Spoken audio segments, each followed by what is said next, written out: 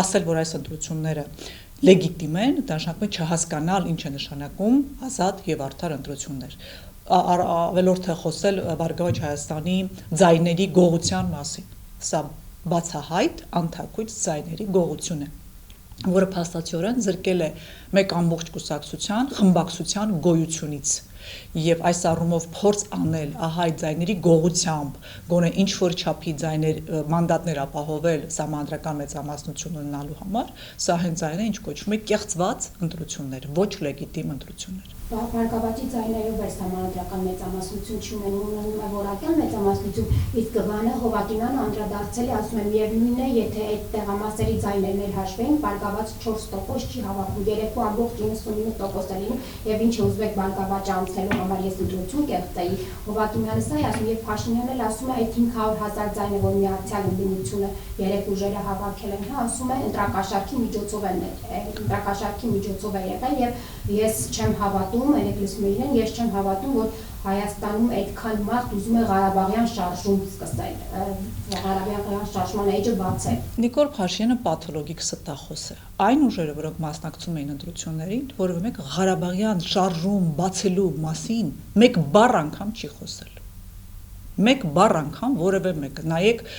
Ուժեղ Հայաստան դաշինքի ծրագրերը, նայեք Հայաստան դաշինքի, Բարգավաճ Հայաստանի, որտեղ է մեկը խոսել նոր շարժում բացելու։ Նիկոլ Փաշինյանը կարող է վերագրել ինչ-որ բաներ, ինչ-որ մարդկանց եւ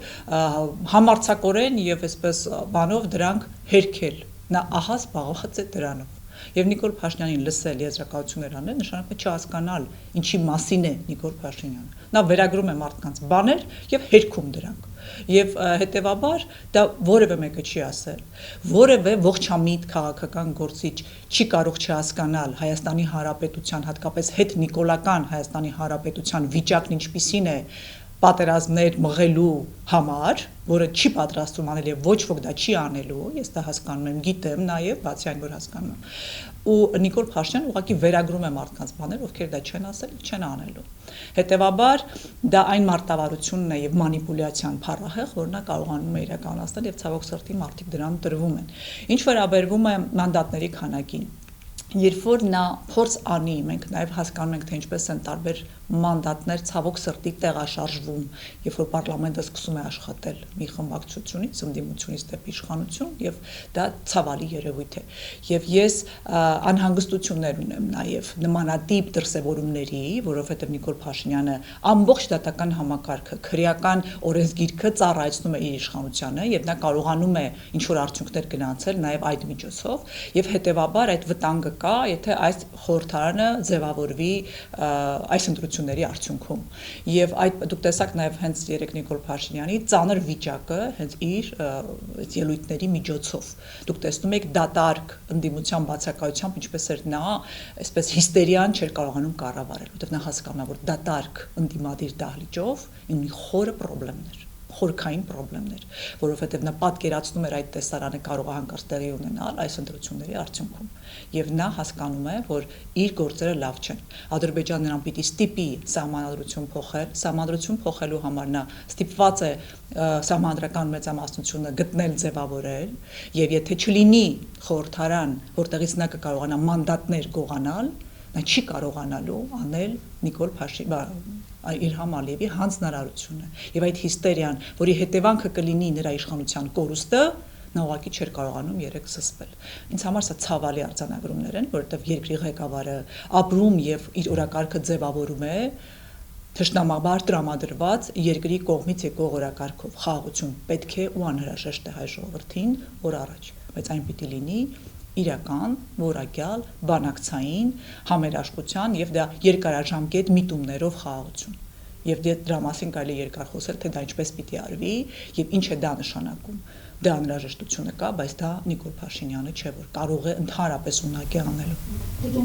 Թանդիլյան չանդրադարձակ մեղանդրանքներին ընտրակաշարքի հետ կապված եւ արդյոք ընդդիմությունը այնքան ամուր կլինի, եթե մանդատները վերցնելուց հետո ու Փաշինյանը չի կարողանա այսպես ընդդիմության մի քանի հոգու ստիպել կայացնել որոշումներ իրեն հաճելի ձևով, հա, ոնց որ մենք տեսանք նախորդ խորհրդարանի ընթացքում։ Այո, ես հենց դա փորձեցի բացատրել, որ դա դրա համար ընդդիմությունը պիտի լավ մտածի եւ ես կուզեմ որ այս վերջերս հայտարարություն որ եղավ ընդհանուր կոնսուլտացիա խորքային մտածեն թե ինչ կարելի անել եւ ինչպես ես նաեւ դա եմ պատկերացնում բայց դա այլ թեմա է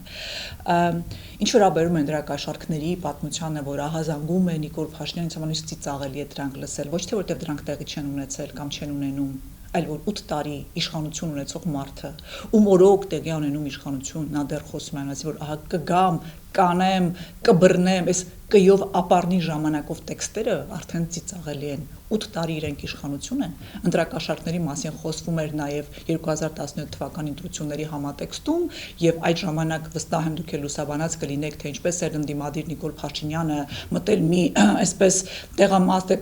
շտաբ էր եթե ես հիշողությունս չի դավաճանում հանրապետականների որտեղ ցուցակներ էին ընտրակաշարքեր ինքան բուզված էր եւ այո ցուցակները կային եւ այլն այսինքն այնքան դեպքեր կային նաև նախկինում արձանագրված լրագրողների կողմից ահազանգված մի հոգի որևէ ընտրակաշարքի փաստով այսօր պատիժ կրում է 8 տարվա ընթացքում այս մի դեպքներ 21-ին չէր եղել 17-ին չէր եղել մինչև այդ չի եղել եւ խոսել անդադար բաներ ես չեմ հերքում որ դրանք կարող են եւ լինել բայց այլևս ստախոս Փաշինյանի իշխանության օրոք գոյություն չունեցող դատական համակարգում որևէ արդար դատավարության հետևանքով բացահայտումներ նույն ընտրակաշարքի նույն քրեական գործերը ես դրանց չեմ հավատում այո եղել են եւ լինելու են եւ պիտի դա կասեցվի եւ դրա մասին խոսում է իշխանություն որ այսօր իշխանության ինչով եք զբաղված ուրեմն դուք ձեր տեղում չեք Եթե այսօր ինչ որ մեկը ընտրակաշարք է բաժանել դուք ձեր տեղում չեք դա նշանակում է հաջորդ օր դա ասել եւ հաջորդ օրը դիմում գրել ու հեռանալ պաշտոնից հրաժարական տալ որովհետեւ դու չես կարողանում անել քո ֆունկցիան արդեն 8 տարի ամեն օր վարկագիծը որպես անդիմադիրի անընդունելի է եւ ընդդիմությանը մեղադրել ամեն ինչում իսկ որևէ մեղք չվերցնել որ դու ահա դու ես այն ղեկավարը ով չի բացահայտել թույլ է տվել նման իրավիճակ դա չընդունել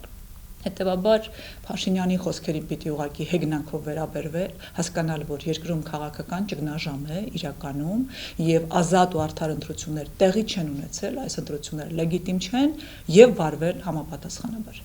Դե ասում եմ, եթե ընտրությունները կեղծված են, ինչու փողոցում չեք, ինչու հիմա ընդդիմությունը փողոցում չեք։ Իսկ ով է ասել, որ ամեն մի տարբեր առիթներով կեղծված ընտրության կամ որևէ այլ Նիկոլն է որոշում, թե ով ու երբ պիտի դուրս գա փողոց եւ ինչու համար։ Շատ հազար մի պատճառ կա փողոցային պայքար չնախաձեռնելու, չանելու կամ անելու եւ դա Նիկոլը չպիտի ասի, երբ ով ինչ անի եւ ինչպես վարվի։ Եթե ինքը ամեն մի այսպես բանից հիստերիայի մեջ ընկնելով փորձում էր փողոցային շարժումներ գեներացնել չեղած տեղից, խելացի ընդդիմությունը դա պիտի չանի։ Այո, որովհետև Նիկոլ Փաշինյանի նման ղեկավարը մանիպուլացնում է, մթագնում է մարդկանց ուղեղը հազար ու մի բանով, եւ ես գտնում եմ, որ փողոցային պայքար պետք է անել ճիշտ ժամանակին, ճիշտ հիմնավորումներով, ճիշտ պատճառներով։ Եվ բազմաթիվ 500,000 մարդ օրինակ չեմ ավել ընտրել է ընդդիմությանը այդ մարդկանց մասին ինչ է ասում Նիկոլ Փաշինյանը ասում է բոլորն ընտրակաշարքով ընտրած մարդիկ են 70 ես 100 եմ լսել 70 ինքը ճշգրտել է այդ թվերը այսինքն ես եւ դուք ամենաճան եւ մեզ ուսում այն 20-30-ի մեջ տեղավորի նա ստախոս է պաթոլոգիկ նա ասում է ամեն բան վարկաբեկելու համար մարդկանց տարբեր իրավիճակներում եւ իր հետ չի կարելի իր գործիքներով իր ձևով տրվել իր դրդումներին նա գիտի ինչ է անում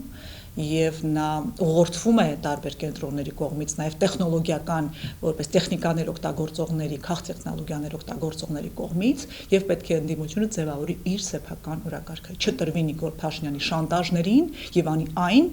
ինչը պիտի հագեցնի իշխանափոխության Հիմա ինչ պետք է անի ընդդիմությունը ինչը կհանգեցնի իշխանափոխության այս իրավիճակում Ես կարծում եմ որ շատ ուրախ կլինի իհարկե որ մինչեւ ընտրությունները իրականում քաղաքական լուրջ կոնսոլիդացիա տեղի ունենար քաղաքական, որովհետև սա ցույց էր տալու ժողովրդին առաջին հերթին, որ իշխանությունը հեռացնելու օրակարգը միասնական է ընդդիմության մոտ։ Եվ այստեղ ոչ թե վեճը, իսկ դրանից հետո ով է լինելու վարչապետը, դա անեական էր։ Եվ պիտի փորձ արվեր բոլորով մեկ ճակատով մասնակցել, եւ սա բերելու էր սիներգիայի էֆեկտի։ Դա չունեցանք, ցավոք սրտի, թեպետ էլի արդյունքները այդքան վատ չեն, ինչքան ես էի սպասում, բայց չունենալուց հետո էլ անհրաժեշտ է նաև շարունակել հասկանալ, որ ընդդիմադիր տրամադրված ժողովուրդը եւ ընդդիմադիր քվեարկած մարդիկ իշխանափոխության նպատակով են տվել այդ քվեն։ Եվ այն ուժերին, որոնց որ տվել են, հենց դրա համար են տվել, ու դա օրակարգում պետք է պահել եւ անել հենց դա։ Հիմա ինչ ճանապարհով եւ ինչ միջոցով սա քննարկման առարկա է։ Ես կարծում եմ, որ այս կոնսոլիդացիան, որը հայտարարվեց եւ առաջարկվեց Սամվել Կարապետյանի կողմից, կարող է ունենալ ճիշտ ռազմավարության, ճիշտ մարտավարության եւ ճանապարհային քարտեզի պլան A, B-ի պարագայում լավ արդյունքներ։ Ես դա տեսնում եմ, որովհետեւ ես նաեւ Նիկոլ Փաշինյանի վարքագծից, ինչպես նաև շրջապատի այսպես միջազգային հանրության եւ մեր հարևանների տրամադրվածությունից հասկանում եմ, որ իշխանությունը խնդիրների մեջ է եւ ընդդիմության ճիշտ քայլերի ճիշտ ժամանակին ճիշտ բան անելու պարագայում արդյունք է տալու։ Ես ունեմ պատկերացումներ ինչ կարելի անել, ես գիտեմ, որ ընդդիմությունը հիմա սահմանադրական դատարան է դիմում, ակնհայտ է, որ Նիկոլի սահմանադրական դատարանից սպասել իրական պատասխան, իսկ ես չեմ ասում դրական կամ բացասական, ասում եմ իրական։ Դա սխալ բան է, միամտություն է, եթե այդպեսի սպասող մեկը կա, բայց Նիկոլ Փաշինյանի սահմանադրական դատարանը կարող է կայացնել որոշումներ կախված Նիկոլ Փաշինյանի օրակարգից։ Եվ հիմա պետք է հասկանալ, ես համարյա համոզված եմ, որ վերաքվեարկություն գոնե դատարանը չի նշանակի, բայց անգամ եթե ինչ-որ մի տոկոս հնարավորություն թույլ տամ, պիտի հասկանալ, որ դա Նիկոլ Փաշինյանի օրակարգը սպասարկելու համար է եւ անել հետեւություններ։ Նշանակում է անել ինչ այդ դեպքում եւ ինչպես։ Այս բոլոր սցենարները ընդդիմությունը պիտի խոսի բաց իրար հետ բոլորը տարբեր, գիտեք, շատ կարեւոր է նաեւ դա հասկանալ։ Ընդդիմություն շատ տարասեռ է, տարբեր են իրենք, տարբեր ընդդիմադիր գործիչներ կան, տարբեր հայացքների, տարբեր տեղից եկած, տարբեր պատճառով ընդդիմադիր դարձած։ Բայց եթե այս բոլորի նպատակը իշխանափոխությունն է, լուծումը ինձ համար տեսանելի է։ Մանդատները պետք է վերցնեն խորհրդարան անցած ուժերը, թե ոչ։ Զուտ իմ անձնական կարծիքը, եթե ձեզ հետ կիսվեմ, հարգելի Ամալիա, ես կարծում եմ, որ այն պլանը, որ ես ունեմ իմ մտքում, թե ինչպես պիտի հասնել Նիկոլի հեռացման, դրա որպես միջոց մանդատներ չվերցնելը ավելի արդյունավետ է։ Ես այդպես եմ տեսնում։ Ես կարող եմ բացատրել հազար ու մի հիմնավորումներով, կետարկետ, թե վերցնել, ինչ կտա չվերցնելը։ Բայց մի արձանագրում հաստատ ունենք։ Նախորդ 5 տարիները մանդատներ վերցրած ընդդիմությունը, որը բավական չէ, այսպես սուր ընդդիմություն էր փորձում լինել, չէր կարող եւ չկարողացավ իրականացնել այդ իշխանափոխությունը այդ մանդատների միջոցով։ Տարբեր հիմնավորումներ, փորձեր բերել, կներեք, դուք գիտեք, որ ես նախկին պատգամավոր եմ եւ շատ լավ գիտեմ մանդատի զորության սահմանափակումը եւ սահմանները։ Դա այն չէ, այս խորհրդարանական պետություն չկա։ Խորհրդարանում ընդդիմադիրը զուտ այսպես պարլամենտարիզմ ցուցադրելու համար է, պարլամենտարիզմ չկա, խորհրդարանում հակակշռող հնարավորություններ չկան ընդհանրապես, ոչ մի հարցում, կա մի օրենք, որ Նիկոլ Փաշինյանն ուզեցել է անցկացնել, չի անցկացրել, իսկ զայրույթը եւ ընդդիմադիր խոսքը բարբվել է եւ մարդկանց փոփոխություն անելու ջիղը նվազել է, երբ որ այսպես լսում ես մի հատ ընդդիմադիր ելույթ, ինչ որ լավ խոսք է ասվել, եւ մարդիկ այլևս հանդարտվում են, ինչպես նաեւ падգամավորները, քաղաքական ուժերը, սա մարդկային բաներ եմ ասում, որոնք չի կարող բերել իշխանափոխության, որովհետեւ այդ պատված զայրույթով եւ ընդդիմադիր խոսքի այսպես տարածման հնարավորությամբ դու այլևս իրական գործողությունների դառնում ես ավելի քիչ պատրաստ եւ ունակ, քան եթե քո միջոցը արտախորհրդարանն է, ավելի դժվար, ավելի բարդ, բայց միասնական, բոլորս նույն նավի մեջ, նույն նպատակի համար, նույն կարգավիճակով։ Սա կարող է տալ արդյունք։ Բաժանորդագրվեք Արմաթ մեդիայի ալիքներին սոցցանցերում, հետևեք մեզ նաև Armat Media AM կայքում։